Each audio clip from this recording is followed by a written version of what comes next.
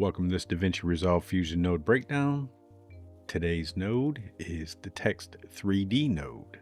So we're going to jump into Fusion, and to bring in a Text 3D node, we can either go up to our little toolbar if we have it visible and drag a Text 3D node in, or we can hit Shift Space and type Text 3D and bring in a Text 3D node.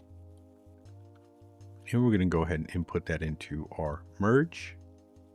And to be able to start seeing stuff, we need text. So let's type 3D text is cool.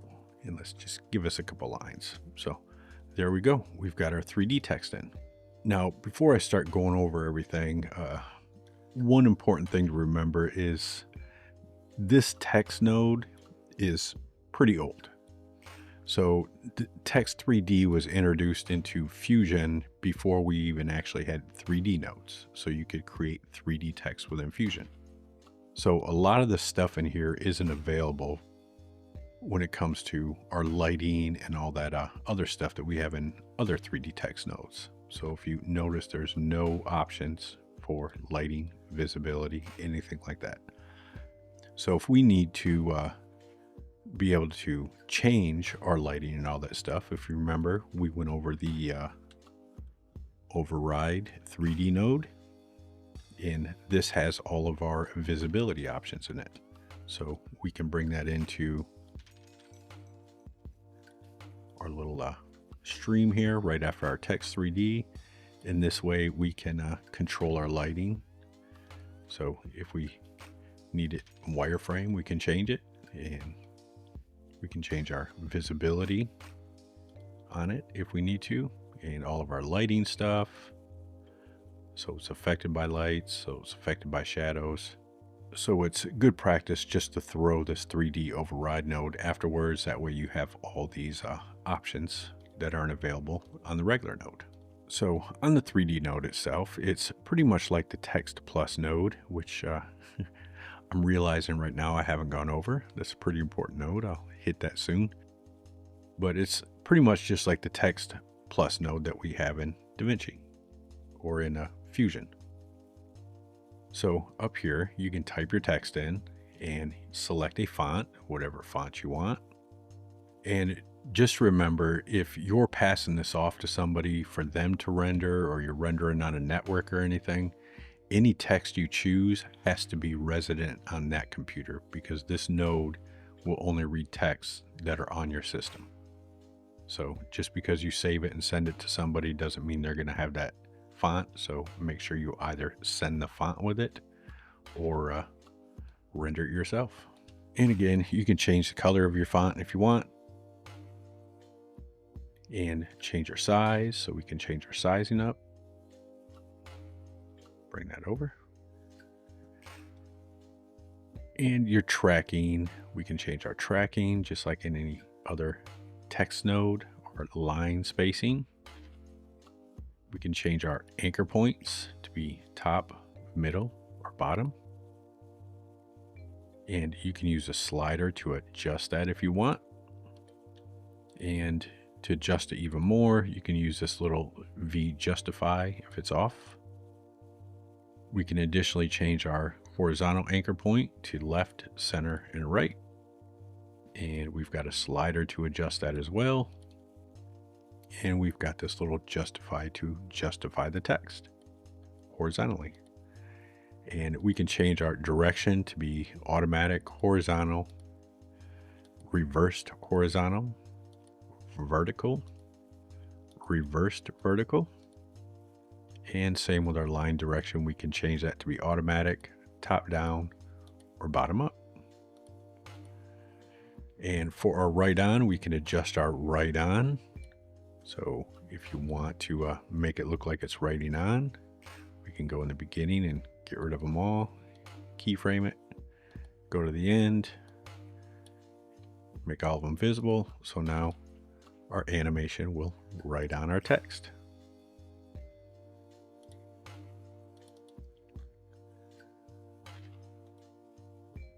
Now down here, this is where we start getting the 3D look for our little 3D node.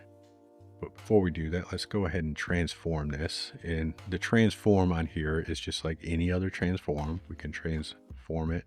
We can translate it on the X, the Y, and the Z.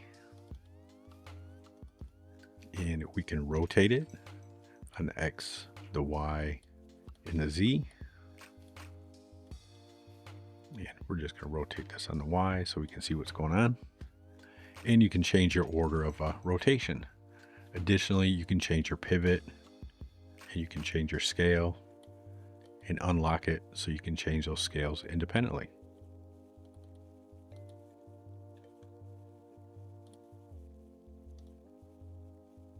So under the extrusion on the text part, you've got two options for extrusion style. You've got classic and custom. So first off, we have extrusion depth. So how deep or how large we want that extrusion. We can change our extrusion subdivisions to make it smoother. And bevel depth and bevel width. To be able to have a bevel width, we need a bevel depth and vice versa. So if I zoom in here and we look at our text, you can see we're changing that bevel depth right there. And we're changing the bevel width with the width slider. And we can change our smoothing angle to make that bevel a little smoother. And down here we have the options to change it to bevel in the front, bevel in the back, and shut them off if we want. Under the custom extrusion style, here we can create custom bevels. So we can change how our bevel looks. We can add additional stuff to change our bevel. And we're really not going to see any of this till we start changing our bevel width there. Now we can start seeing that bevel that we just created beveling. You can see them over here. And within that, we can change our subdivisions and our smoothing angle for that bevel. We'll go back to classic mode. Let's change up that width. Now under advanced controls, unless you're a graphics designer that deals with text a lot, I would just leave this as is. If you are, it'll allow you to change your reading direction from automatic left to right, right to left. You can force monospaced. So if you need that monospace to a specific width, you can. You can use front kerning, and you're not going to see it unless and it's not doing it on this font, because that is going to be font based. So if you're a graphics designer that deals with fonts, you know what kerning is. I am not going to get into all that advanced stuff for font creation, but you can use the font kerning that comes with the text, or you can make your own.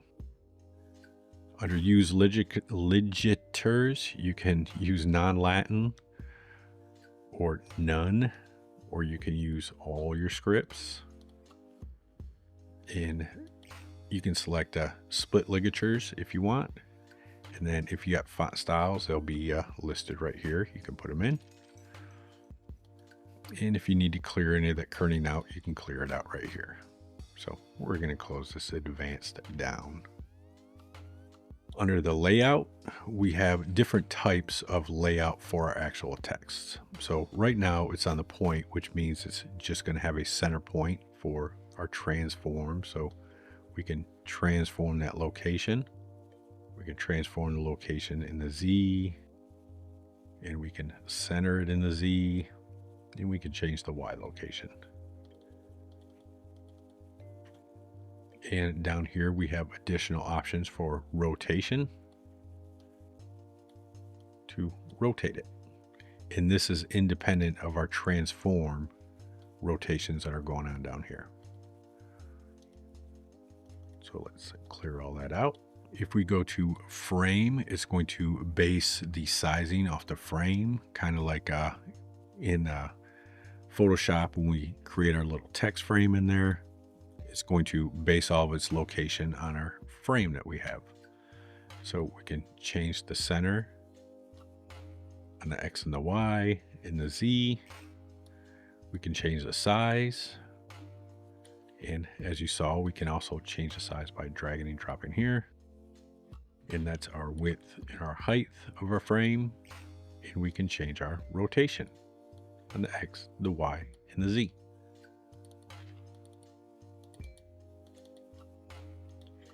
And we can also go to circle type. Now, to be able to see this, I need to go to our text and change our text size so it's not so large. And I'll kind of zoom in here. So we can do a layout based on circle. So we can change our X and Y of our center Z. We can change the size of our little circle there. And we can change the width.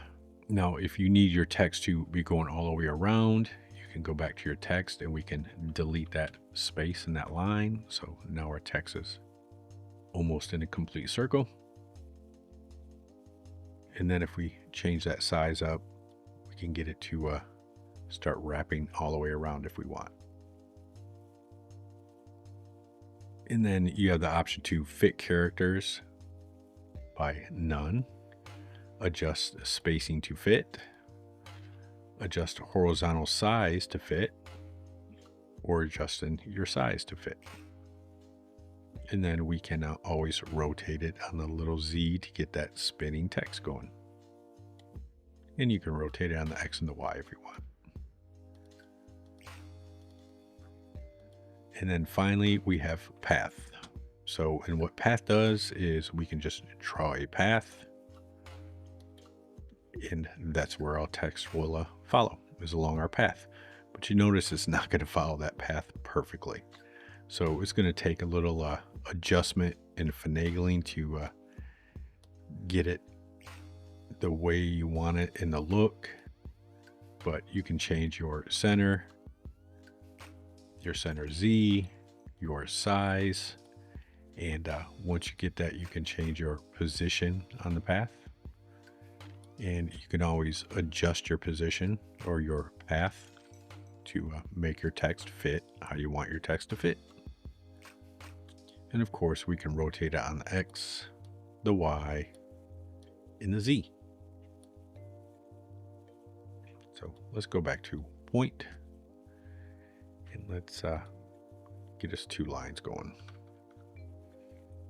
So there we go. And we're going to up our size again so we can see what's going on.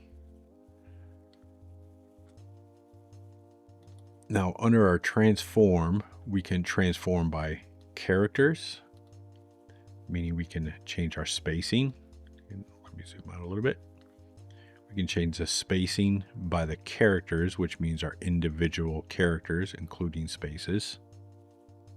We can change our offset of the entire thing and our Z offset of the entire thing. And we can change our X, Y, and Z rotation.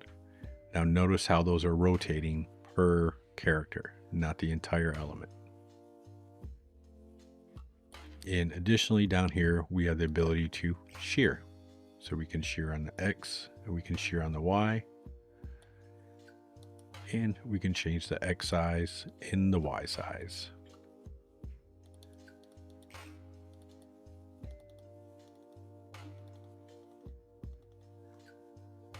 We also have the ability to transform by word. So we can change by word. And then we can offset in the X, the Y, and the Z. And we can rotate on the X, the Y, and the Z. And you notice how our rotation is happening now. It's happening per word. So each word is rotating under this selection. Under characters, each character is rotating.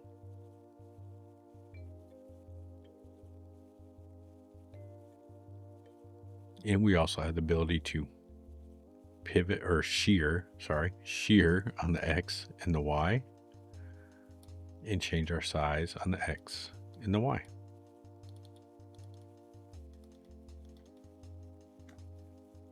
Now we can also transform by line, meaning this whole top line and the whole bottom line. So we can change our spacing. We can change our X, Y, and Z offset. We can rotate on the X, the Y, and the Z. And we can shear on the X, the Y, and we can resize on the X and the Y. So let's go ahead and clear all these out.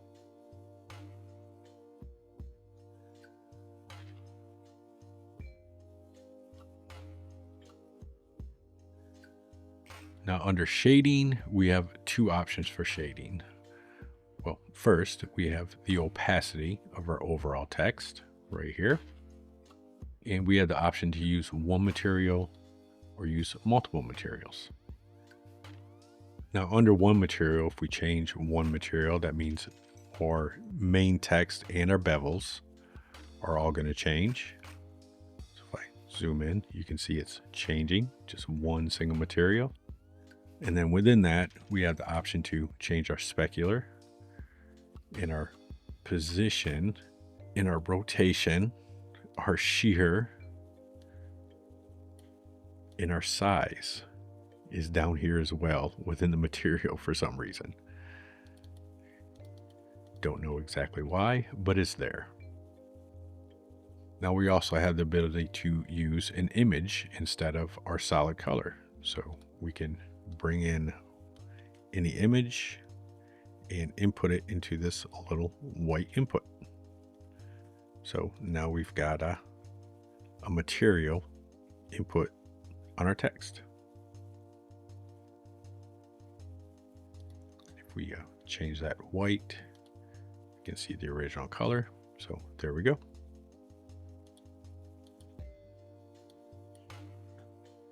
Now if we use multiple materials, we have the ability to use material for our main faces and for our bevel material, so our sides and the little bevels. So if I leave it on solid, you can see if I change these to blue, all that is our bevel material. And our white is our solids. Now additionally, if you want your faces to be like a transparent or gone, a good practice is to first change this to black to make sure we get good alphas going, and just drop your alpha down. So now you've got a 3D text that is just the borders. So that's how you would create that type of 3D text. So if we go back to our shading and get up our alpha again. So now we have that. And additionally, we can do that with our bevel material as well. If you want, you can drop your alpha all the way down, just so it's those faces. And if you notice, as soon as we selected image on our material, we got this little white input. And once we select image on our bevel material, we're going to get another triangle as an input. So if I select image, you can see we got a new green input to input material. So we can input that material there. And let's make this white. So now we've got material just on our bevel. But we could additionally go to our material up here and make sure it says image. And we'll change this to a white. And then we can input this same material into our front material. And there we go. We've got material all replaced. Now, additionally, we went over the replace material node. So we could technically, below our override or above our override, hit replace material 3D. We could add a replace material in there if we wanted to, and we could bring this material in And now it's replacing our 3D material on our text using that replace material node. So let's delete that. So that's how you change your material for your material and your bevel material. And then again, your transform is just transforming your overall node and the X, the Y, and the Z, and rotating on the X, the Y, and the Z, and the ability to change the pivot and the scale. So that is the 3D text node. I will see you in the next node breakdown.